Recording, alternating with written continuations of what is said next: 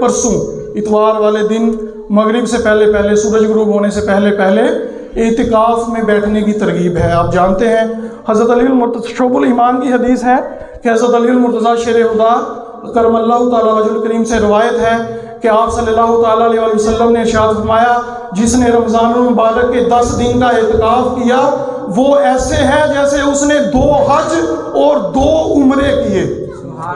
आप सल्लल्लाहु ताला अलैहि वसल्लम की एक और हदीस सुनिए कि आपने इरशाद फरमाया, जिसने ईमान के साथ स्वाब हासिल करने की नीयत से एतिकाफ किया उसके तमाम पिछले गुनाह बख्श दिए जाते हैं। तो हमारी मस्जिद में एतिकाफ की भी तरकीब है। 7 से 8 इस्लामी भाई तैयार हो चुके हैं। आप में से भी जो एतिकाफ करना चाहें, इंशाअल्लाह एतिकाफ के अंदर इल्म दीन हासिल करने का मौका मिलेगा। नमाज फजर के बाद तफसीर का हल्का होगा, नमाज ज़ोहर के बाद नमाज